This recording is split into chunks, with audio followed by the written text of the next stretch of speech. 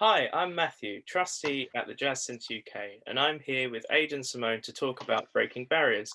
More specifically, women in jazz, race, and barriers that Aydenne has encountered through her long career on the UK jazz scene. This is as part of our National Lottery Heritage Fund project, Jazz at the 100 Club. You can find out more about our Heritage Fund project on our website, www.thejazzcenteruk.co.uk/100-club. The link's on the screen just below. To give an incredibly light introduction, Aydenne is a jazz and blues vocalist with a career spanning 3 decades, performing just about everywhere across the UK and abroad, including Ronnie's, Pizza Express, Newport, Jazz Weekend, Jazz FM's, Jazz in the Park, and much more. If you haven't heard her powerful voice, I greatly recommend listening to Blue Skies, recorded with the Liam Stevens Trio. It's available on Spotify and many other channels. I'll also give Aydenne a chance at the end to talk about more things you can listen to and great projects from her. So, Aydenne, I thought I'd start with a warm-up question. What does jazz mean to you? Jazz to me is taking a song and allowing the soul of the song to breathe. Because I grew up with a jazz musician as a dad, so I didn't have much choice in the matter. So I fell in love with jazz at a very, very young age. I was given a Sarah Vaughan, Quincy Jones produced album called You're Mine You. Is one of her greatest albums, in my view, at the age of 6. My mother went absolutely ape, saying that she needs a dolly. She doesn't want a jazz album. What's wrong with you? And then when I was heading off to Singapore a couple of decades later, a few decades later, she said I was wrong, wasn't I? Your dad could hear it. And so jazz to me is just part of who I am. It's in my DNA. As the saying goes, you cut me in half, you're going to see jazz running right through. But what I love about jazz, it's about, I suppose it speaks to its history. It is about improvisation, but it is about allowing a song to breathe through your soul. And, and trying to express what that lyricist was trying to say, but allowing the soul of the song itself to breathe. And that's that's what jazz means to me. So when I go listen to a band and I hear the individual soloist, I can hear that soul playing and allowing those few bars to breathe. Do you know what I mean? That's what jazz means to me. You put a lot of personality into your music, and you put some of your cultural background into that as well. And Yeah, at the end of the day, being a woman of color, I can't get away from it. It is what it is. That's the history of jazz. It's music of black origin. Bottom line. Let's not dance around the bush here. But so my culture will always come into it because it is what it is. It's part of the history. It's part of the outcomes of slavery and various other oppressive scenarios.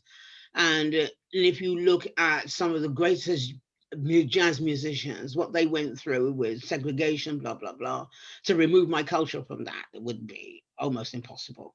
yeah, I noticed on Facebook during Black History Month last year, I'd like to highlight the Facebook post actually. You wrote, we need to come together. It's simply vital to the well-being of all of us. Black Lives Matter is not just about the fight for challenging systemic racism and social bias, but also about the coming together of everyone to have a better lived experience. I think that's wonderfully put. Did you witness or experience racial barrier when learning music growing up? No, because when I was no, no, I've never had a race issue within jazz. From a personal experience, I've never had that. No one's ever made me feel racially put aside or anything within the jazz scene. Absolutely not. Um, but what I was surprised by with this whole Black Lives Matter thing, when all of this I would say sort of like the expression of the inequalities that we're looking with, it started to look at. I was very surprised by some comments by some jazz musicians who make a living playing music of Black origin, but post things on social media that was as racist as the day's long, and I couldn't marry that. But personally, no, never. Absolutely no, never. There has never been anyone that has either implied it, anything. No, no, I've never had any race issues. I think something that is quite talked about is the musical education of children growing up and the school's system of teaching music, and some of the barriers there that maybe there could be more diversity within what type of music is taught. Do you agree with that? Yes, I hear this a lot from a lot of pianists that I work with. They learned to play jazz when they left. Um, so yeah, I hear that a lot, and I think there needs to be a greater. It's one thing to play, to teach them to play different types of music and in put some diversity in there, absolutely. But I also think that along with that comes some integrity, because what I do find is there's a lot of musicians that play jazz who have absolutely no understanding of the music, of the person that they're celebrating in terms of the jazz standards. Let's be honest, there's at least 10 jazz standards that every musician or every jazz singer should be able to sing or whatever. But that comes with some integrity. For example, if you talked about Liam Stevens earlier, there is nothing about Oscar Peterson he couldn't tell me. He could teach me about Oscar Peterson. He could actually go out there and lecture on Oscar Peterson. And I think it's important to have the diversity, but I also think it's important to understand who these people are, because it's not just about playing the notes, because anybody can go and get the real book and actually, who can play the piano well or play jazz reasonably well, can go and play them. But it's understanding where that music comes from. It's not just about saying, oh, we need to have some jazz as well. But because where does it end? There needs to be a level of integrity in that, to say, well, this piece of music is written by Oscar Peterson, and what he was expressing here, according to his biography, is. Do you see what I'm saying? Yeah. So yes, diversity, but let's have the integrity worked in so that we understand these people. And that builds into the influences that make up, I suppose, the pathway of a blossoming musician. I mean, those influences like Sarah Vaughan that you has been there since your childhood has influenced the way that you have become a musician, because you completely understand her career and background and everything that your father taught you as well. I mean, you said in the last interview we had with you a while ago now that your Yeah, father it was some time. yeah, your father introduced you to a lot of great female jazz artists. Was it important to you to have a strong female musical influence in the early stages of your development? Mm, that's an interesting question, and I tell you why. Because the first song I ever recorded, played back to myself, and was actually happy with, was actually a George Benson song. Oh, So, and because my voice is deep, I'm a contralto, and Sarah Vaughan and I have a lot in common in that respect. So, yes, is the answer to your question. I grew up listening to Eddie Gourmet, Peggy Lee, Dinah Washington, Sarah Vaughan, of course, Ella, who else? Who hasn't? Um, and the list goes on and on. Bessie Smith, Etta James. I mean, it just goes on and on and on. And I think these women are trailblazers. That's why their music is still so influential even now. And without even trying, when I even a couple of decades ago, people would listen to me and think, "There's something Sarah Vaughan about you," because it rubs off. So there we are. There we have it. So yes, it was important to me. Yes. Who are you listening to now? Are there recommendations you can give to current young jazz vocalists to build their careers on? Do you know what? If it ain't broke, don't fix it. I would still say go and listen to Sarah Vaughan. When it comes to using her vocal cords, a woman's a gymnast. So I would say there's a reason why they're the best. And I do think to some extent we have lost a little bit of it, because what happens is with some vocalists is they tend to mimic. But I would say they're the best for good reason. And Sarah Vaughan in particular, because the sheer range, but Ella, because of the way she can take a song that's been done by 100 different people and it's still hers. And that's what I think is important. It's not just to listen to them, oh, I want to sound like that person or that person. It's about understanding what they're trying to do within the song. And that's not easy to teach someone else, but it's about putting your listening ears on and listening to the same song performed by several people, male and female, just to understand how they approach the song. And I think that's where the learning is. For me, I used to love to listen to saxophonists because of the phrasing, but as well as singers. But if you listen to a really good saxophonist, you can hear breathing technique, you can hear phrasing technique, and you can also hear the notes in between that some singers don't even approach. So yeah, I would say, just listen to the best because they are the best for good reason. Yeah. But make it your own. Don't think that you need to sound like them. Does that make sense? Yeah, that does. I like the take of listening to other musical instruments to influence Absolutely. your vocal performance comes across. I think jazz is observed as a quite the male-dominated art form, and as someone that observes women in jazz, I suppose throughout your whole career, and you have a huge knowledge of all the different female artists and your influences. Do you do you feel that the jazz artists that you're into are represented well in the jazz scene today, or maybe in popular media? The singers that I'm into. Well, no is the answer. Um, because you take someone like Carly Anderson, Didi and Bridgewater. I mean, what a voice. I mean, and a lot of people who will tell you they like jazz, you talk to them about Didi and they're like, who's that again? So the answer is no. I think there's still work to do in terms of elevating them, because I think the jazz sector of the music industry suffers like any other. You've got to look in a certain way, look a certain way to be elevated to a certain level, which in itself is wrong.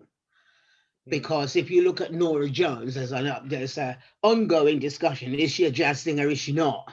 She's a fantastic songwriter, and she writes beautiful, beautiful, beautiful songs. But there's an ongoing discussion outside jazz clubs: is she a jazz singer? Compare her to Ella? Probably not. But there's a lot of music out there that is a derivative of jazz, or is influenced by jazz. So let's not dismiss it. But I would like to turn on my television or switch on the radio and hear Didi. I mean, why wouldn't you? I mean, again, she has got that gymnastics going on with the vocals. So no is the answer to your question. I still don't think women are elevated sufficiently within the jazz sector. What do you think deters women today from pursuing the art form? Because I asked this question because we've had a couple of other interviews, one with the saxophonist Tom Smith and another with Lara Jones. They have done jazz education, and they've noticed that as you go up in the years through jazz education, there seem to be less and less females. And going back to that point that the jazz scene is observed to be quite male dominated.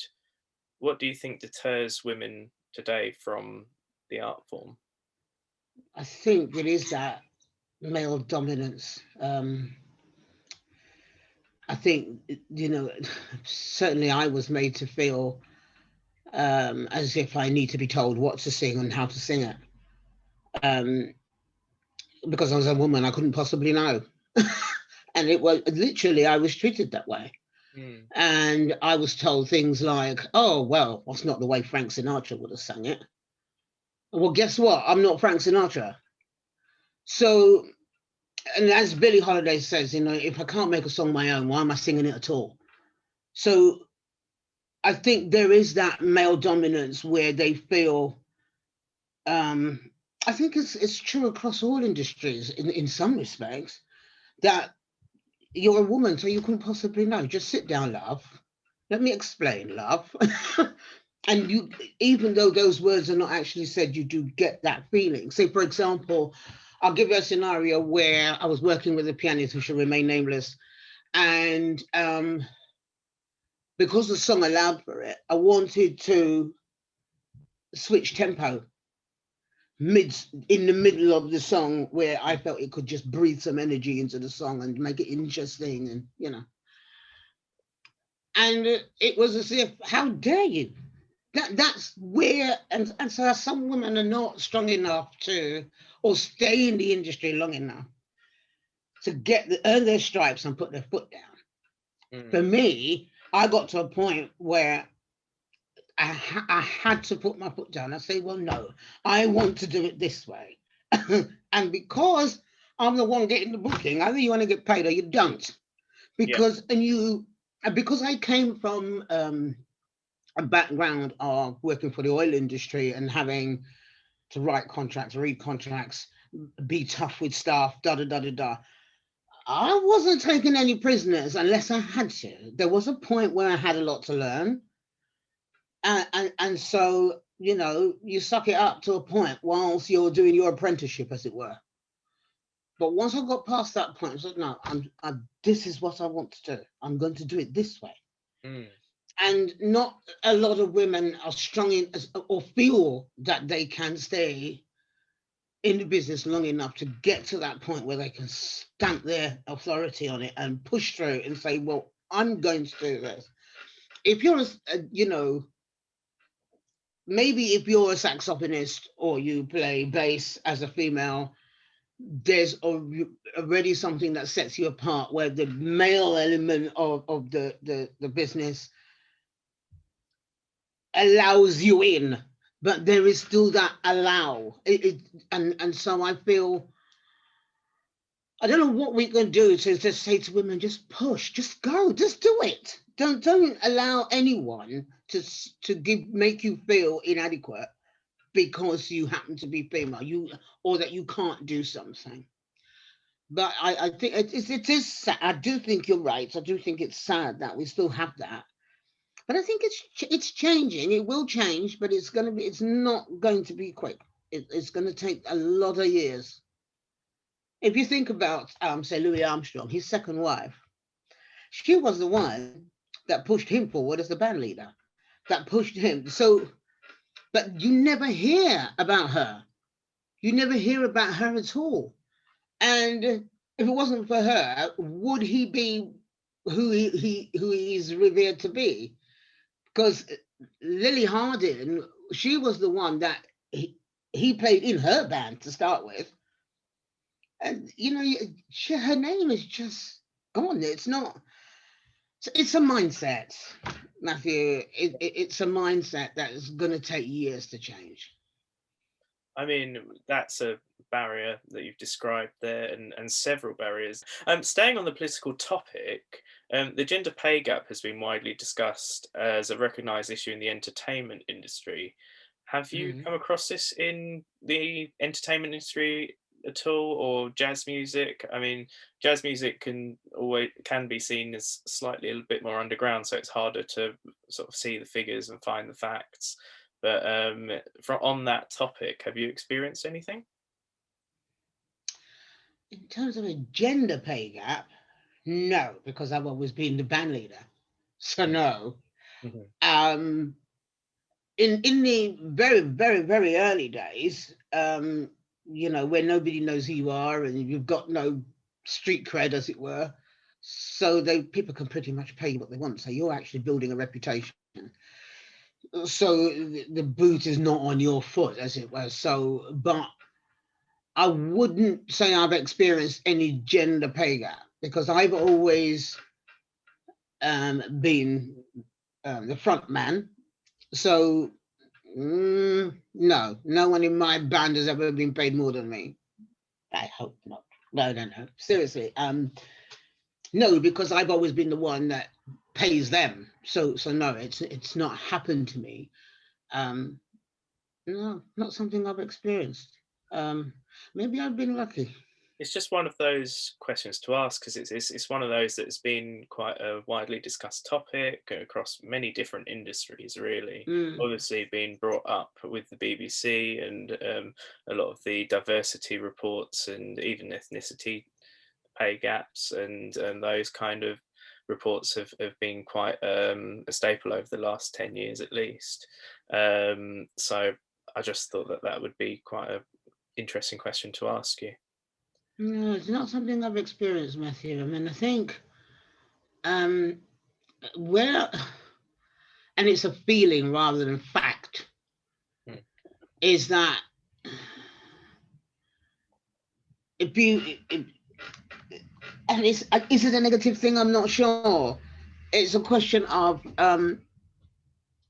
there are times when I felt, well, we need in this lineup, we need to have a black singer.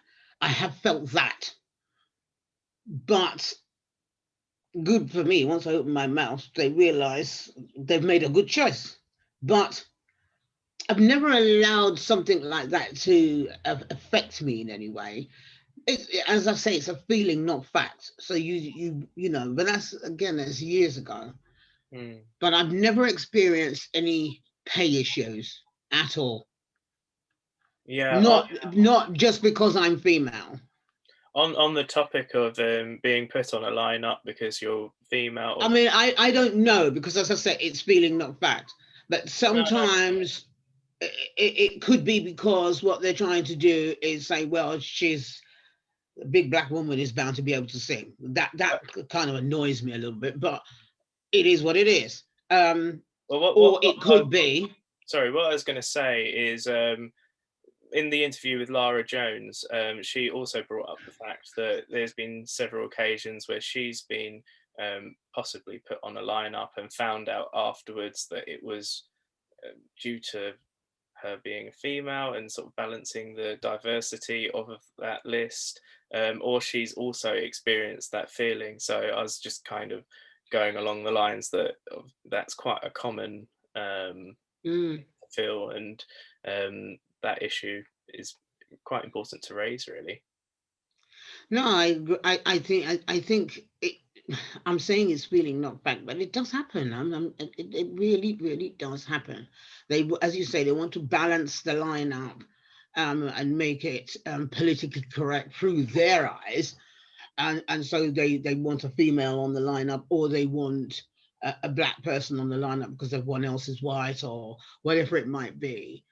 And to me, that speaks back to what we were talking about before, about the integrity of the music, because at the end of the day, it's about the quality of what that person can deliver. It should never be because, oh, we haven't got a black person in this lineup. I mean, it's like another quota issue, isn't it, really? Mm. But I have to say, those things have been rare in my music career. So this project within our larger National Heritage Fund project is on the topic of breaking barriers. Do you have any comments or anything on the breaking barriers topic? Well, in terms of societal barriers, what I found very interesting in the early years, because I used to work as full time as well, was that you could go and play darts in the evening, be part of a huge darts league, and nobody cares. But the minute you mention you're a singer, suddenly you're not focused on your job. Pay attention. and the whole attitude towards you in the office would change because of what you do. So if I had any barriers, it wasn't a barrier as such, but I was viewed differently, as if somehow there was a strange attitude. Again, it comes down to this "how dare you" kind of thing. Is it jealousy? Is it because they themselves, they themselves aren't able to do something similar? I don't know. But what I felt was that, having a second career as a musician is also very often frowned on compared to any other thing. You could race cars in the evening, you could play darts, you could play bridge. Nobody cares. But suddenly you're a musician, and there's something wrong with that. And I think, I think it plays into the fact that where we are with COVID and everything else, and how the musicians have ended up being treated. It's the value that people put on music. So, you would think that everywhere people go in life, whether it's a supermarket, wherever it is, they're hearing music, you would think that they would place an automatic, subconscious even value on it. But there's a lot of people who are going to full-time jobs every day, and they daren't mention it because they're going to be treated differently. And they won't be put up for promotion because they're just a singer, or they're just, you know what I mean? Yeah. Which I think is wrong. I think it's wrong. But I just. Yeah, sorry. Sorry, go ahead. Sorry. I was going to say that government message on retraining musicians and the posters that came out was just appalling. Well, there you are. I mean, at what point do musicians begin to matter? I mean, and recently we've heard that the UK rejected a deal for musicians to be able to tour Europe. I mean, music has been a fantastic export for this country, raising, what is it, 5.7 or 4.7 billion? I mean, come on. At what point does music matter? And I think there's a little movement going on at the moment to actually switch music off. I don't think it's not possible. You can't do it. But I would like to see a little bit more of a fight coming from people like Musicians Union, a lot louder. I'm not saying they're not doing anything. I'm just saying that it needs to be louder, because all through this COVID situation, you can hear associations that represent pubs and venues and that coming onto the radio station and fighting for their members. And I'm not turning on my radio and hearing the Musicians Union. I'm not saying they're not doing anything. I wouldn't profess to suggest that they're doing zero, but I want to hear a louder noise lobbying that government to say, well, look, music is everywhere in your life. Every time you get in your car, it's there. How do you think that comes to be? And I have a bit of a beef with DJs or music presenters on popular radio stations. They need to take up that mantle and run with it, and say, without musicians, I wouldn't have a job. So we need to treat musicians better. How do you think jazz is viewed in the music industry as a whole? Well, as a whole, it comes across as if you either specialize or it just isn't really there, which is sad. But that's how I see it's viewed. It is a very small percentage of the industry, but I think as a whole, it's reflective of how it's marketed, in the sense that, again, you come back to, you've got your Sade, you've got people that are aesthetically, they fit the music industry need in being able to package something and sell it to the masses. Or they have someone like Jamie Cullum, who is a superb musician. I love his trio. But I'm wondering whether the angle is because he's white playing black music. Is that the angle there? Why it's so saleable? Because, as I said, he's a fantastic trio, but there are other trios that are better, that I could hear at Ronnie Scott's any week of the year. So what is it that they want to really build build up the genre so that it is bigger. I think it's very, very difficult, because I think it's, as I say, it's reflective of the way it's marketed. And to fix it, in my opinion, I think there needs to be a bit of focus and a will, and to get out there and go to Ronnie's, go to the piano bar, go to Peggy's in Nottingham and listen to some of the best bands that the UK has got to offer, and go to the Newport Jazz Festival, which is incredible, and the number of bands that are just so brilliant, and yet still they wouldn't even give them the crumbs. And I think they need to get out there and go and listen to it. It will take, again, you know, I don't know whether it's how many years it's going to take. What do they need? I mean, you've got Ronnie Scott's, which is a global brand in jazz, you know, and yet still it suffers in terms of its percentage of the market industry. So go figure. Yeah.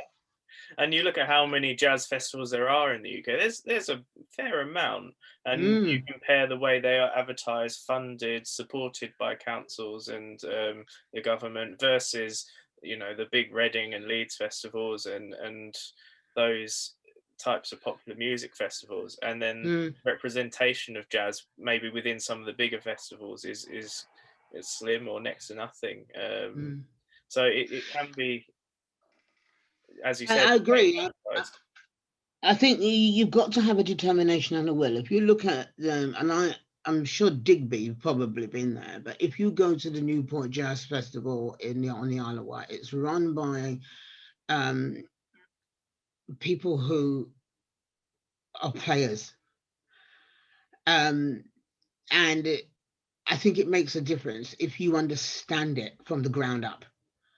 If you're someone like Nigel Price, for example, wonderful guitarist, isn't he fantastic?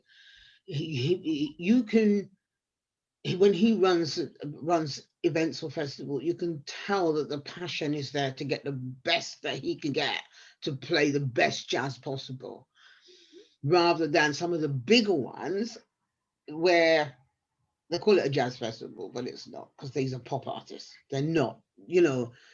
So again, the music in that particular circumstance is being disrespected, in my view, because if you're going to call it a jazz festival, let's hear the jazz, please. I understand people need to make money and business is business, but as you say, some of the way that these festivals are funded, it's on a shoestring. It literally is on people making donations via Facebook or GoFundMe. I mean, it's just, you know, you do get some councils that are behind it. But maybe there's another way of doing it. Maybe when we talked about the diversity within the music education structure, perhaps that one should feed the other. Maybe that is a way to open it up a little bit, because then the parents, the friends of parents and so on, and it begins to spread. I think maybe they can feed one another, because if you have a festival in your town and you also have a university in your town and you are putting on a jazz festival, surely one can feed the other, and we can start to find ways to build the jazz genre, because, or the appreciation of it at least, so that we can people start to have some respect for it. I think that's the thing that really irritates me. I mean, there's not enough respect. You put on I mean, there are some awards that are jazz awards given to pop artists. I'm like, well, where's the respect? Where's the integrity? And that makes me cross, because I think you've got, you know, jazz musicians that have spent their whole life perfecting just the right way to play. You've got someone like Aaron Kent, for example, someone like Tom Dring, who plays bass. I mean, most singers, I don't know, maybe I shouldn't say this, but a lot of singers don't pay too much attention to bass. But he made me pay attention to bass. And because I grew up listening to Ella and I could hear the Ray Brown influence in the way that he plays. And you got these people have perfected what they do. They absolutely kill it with licks, as I say. And the average person who even loves jazz on the street would never have heard of them. So there's a lot to do. There's a lot to do. And, yeah. And I hope I have something to do with that, because I've got some spicy projects. Brilliant. I mean, where you was talking about education, working with the jazz, you definitely see that in some of the young jazz orchestras like Nijo and Tomorrow's Warriors, if you know about them. And I think that is definitely a route where the more you can take students that are learning either their GCSE or A-level music and introducing them to turning their music education on their head, really, and introducing them to the feeling of jazz and and that different ear that you need to maybe perform in a totally different way to some of the 1800s classical composers they're taught at school. But also it'd be good for those students to actually work with musicians that have been on the circuit for many years, to understand the nuances of the business, the do's and don'ts. If you book someone for a gig, you don't suddenly give it to your mate down the road because he's just turned up. There are rights and wrongs and ways to do things. So it's more than just playing an instrument. Jazz is a way of life, as Nina Simone says. And so I think that's that element of it. It's a bit like learning to drive. You pass your test, but you don't actually learn to drive until you get out there on the road. And I think that there is a responsibility, really, to make sure that they experience it. They don't just, do their exams, get the masters, get this, and then suddenly they're out there performing. That's a cold introduction to the jazz scene. It's harsh, because I love to mentor young people. I love to work with them. I like to hear where they're coming from. And a couple of people that I've mentioned, like Tom Dring and say Liam Stevens and Ollie Chalk, you can hear the authenticity. And for me, if that's been wasted, when I first heard Liam Stevens play, it was at the Soho Jazz Festival, which is run by the Piano Bar. And I thought, oh my God, what am I hearing? And I set about thinking, well, I need to help this young man. There needs to be some way that people can get to hear. And to this day, he's forever grateful for me giving him this start. But the fact of the matter is, I think it's not just about the education and the academical level, or as you say, the classical music. I think it is the best foundation.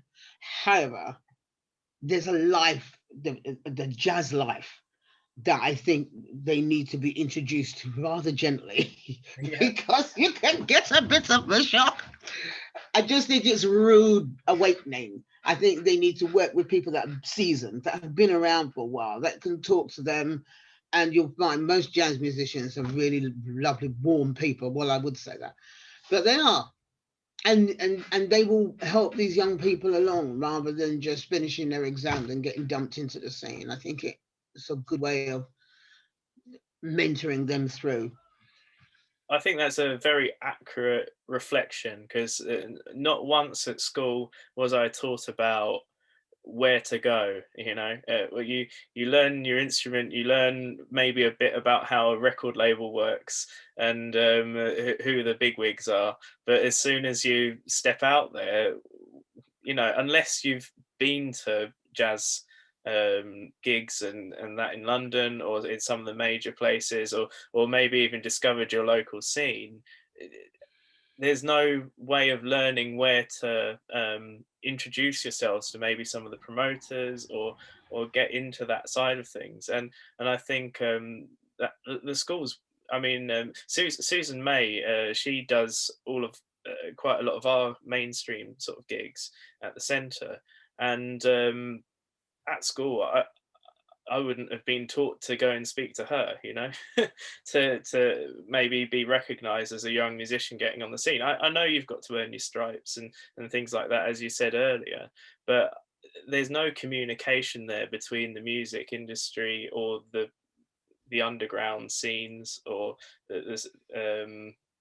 I mean, jazz isn't an underground genre; everyone knows about it. But the way the scene is treated definitely is, and there Mm, definitely isn't a very.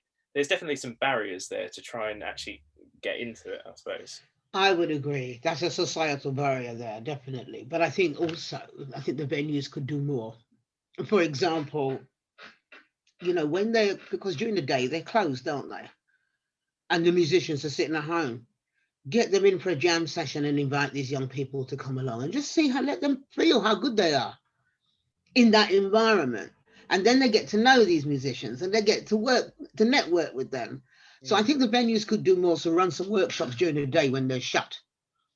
And they could really give some of these young musicians straight out of uni a little bit more confidence stepping out into the scene, because they've been interacting with musicians that are seasons for the same reasons I said earlier. But I think all these venues are closed during the day, especially the well-known ones. Mm. And you've got musicians sitting at home during the day who are seasoned. Let's get something going on where they can have a bit of a jam, a workshop, help these young people introduce themselves to the scene. Yeah, I think the only one I know that does stuff like that is Ronnie's, Mm, because they have their trust and they do some charity work, and they do have jam sessions and stuff. But you're right. I think there are other venues that could probably have trusts or set up mm. charitable um, causes. I mean, that kind of thing can only be an asset to a business. So Exactly. You got a ready-made feed, haven't you, of great musicians come through. exactly, yeah. And doing it through a trust point of view. I mean, you can earn grants and help the community as well, which is again one of the great things about being part of the Jazz Centre. But yeah. Anyway, thank you for all your thoughts on those topics. It can be quite an interesting conversation.